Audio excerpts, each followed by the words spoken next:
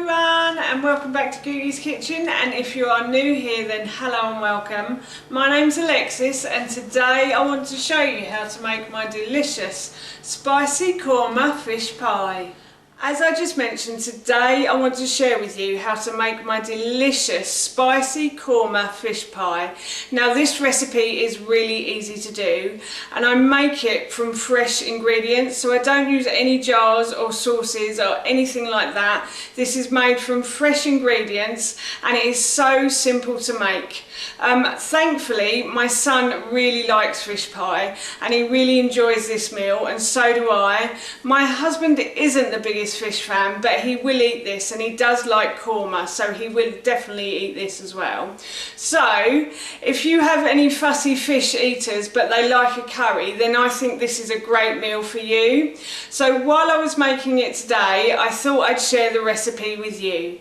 So here is how to make my spicy korma fish pie. So the first thing I'm going to do is preheat my oven to 180 degrees.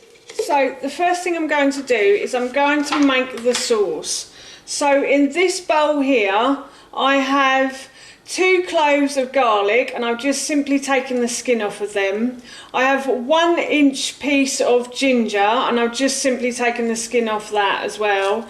And I have a piece of dried lemongrass as well.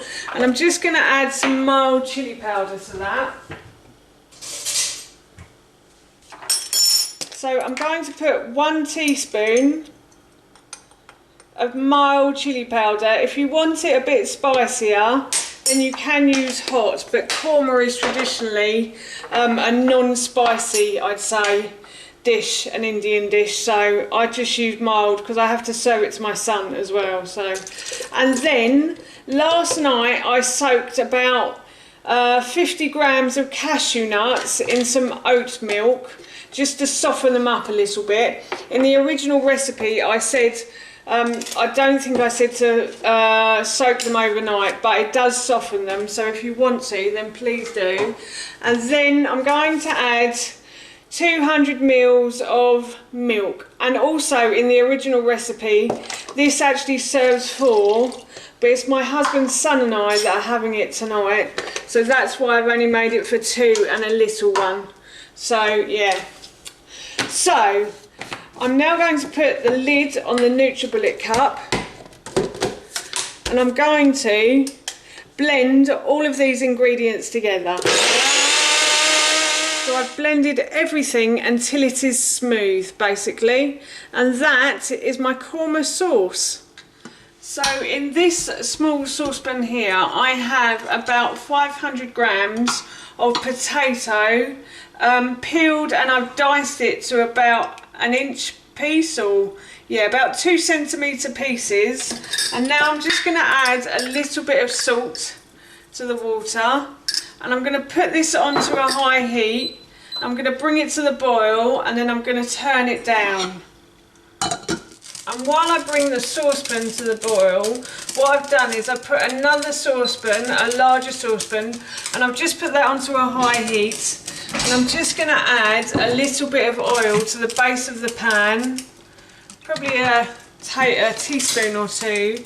I'm just going to brush that around until the base is all covered in the oil, like so. And then I'm going to leave that to heat up now. So my pan is heated up nicely now, and what I'm going to do is I'm going to add 1 chopped leek to that. So I just chopped up a leek. I just roughly chopped it. It doesn't have to be perfect. It's going into a pie, so it doesn't really need to be neat and tidy. So I think I've done about 1/2 centimetre pieces.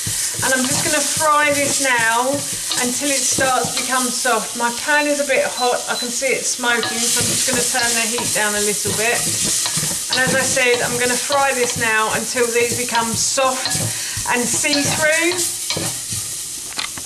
So my sliced leek has started to soften and it's started to become see-through as well. I don't know if you can see it on camera. but it's just there. It's lovely and soft now. So what I'm going to do is I'm going to add in my carrots to that. So I've just peeled and diced 1 carrot. I think in the original recipe it said to peel and dice 2 carrots. So if you like carrot, then add as much or as little as you like, basically. And now I am just going to fry this until it starts to soften slightly. It's not going to soften completely until it's baked in the oven, but hopefully it should soften slightly. So the carrots have started to soften, and now I'm going to add in the sauce that I set aside earlier. And I'm going to let this come to the boil like so. My potatoes are actually boiling away now, so I'm just going to turn the heat down on those. I'm just going to leave these to boil for about 5 to 10 minutes while I just finish off this sauce. So what I'm going to add in next is the fish. So I'm probably going to turn the heat down just a tiny bit more on the potatoes and on this as well. I don't want things to boil over, and I'm just going to add in the fish, and I'm just going to mix this round, and hopefully the fish will start to cook. And you only need to leave it in here for about 5 minutes, and fingers crossed it should start to go really like a white colour in a moment.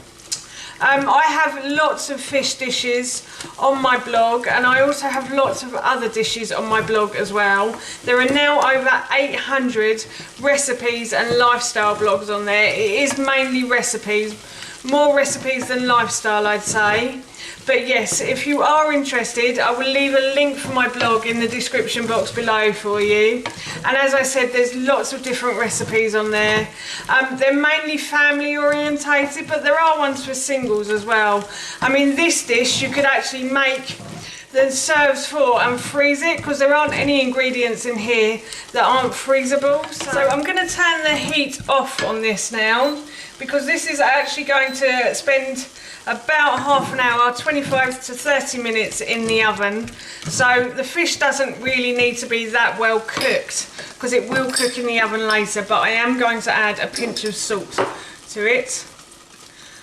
And that's that part done. So I'm just waiting for my potatoes to boil now. And my potatoes are actually falling apart now. So these are cooked. So what I'm going to do, yep, they're falling off the fork. So what I'm going to do is I'm going to put the potatoes through a sieve, drain off the water, and then I'm going to mash them. So I'm going to add a little bit of oil to the potatoes like so. And then I'm also going to add a little bit of milk. And I'm just going to mash these together. And once these are all mashed, I shall put them in a dish, and then that can go into the oven. It smells delicious as well, and I love mashed potato. I could eat mashed potato all year round, I think. I don't know about you, but I love it. So the first thing I'm going to do is I am going to add the base of the pie to the pie dish, like so. So I'm going to add the filling in here, and this all goes in as well. I do like to scrape the bottom of the bowl, because my grandmother always used to say, waste not, want not. So I'm one of these people who loves to scrape the bottom of the saucepan and bowl to make sure I've got every last scrap out. I think that's about all I can get out of that. And then I'm going to add the mashed potato to the top. So we'll just start doing that now. And I'm going to put this into the oven, as I said, for about 25 to 30 minutes, or until the top is a really nice golden brown colour. So just going to put that on top like that. Lovely. Oh, it smells so good.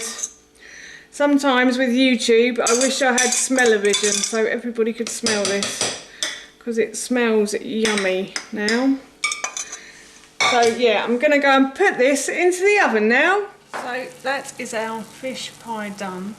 As you can see here, it's sort of bubbling over the sides, so that's how I know it's cooked. And also the topping has gone, the potato has gone golden brown as well. So that is done. So I'm going to serve that, and that's our dinner.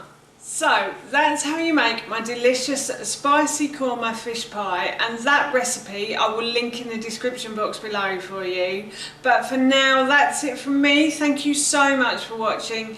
Please feel free to give me a big thumbs up if you enjoyed this video, and please feel free to leave any comments below, and please don't forget to hit that subscribe button. See you all soon. Bye.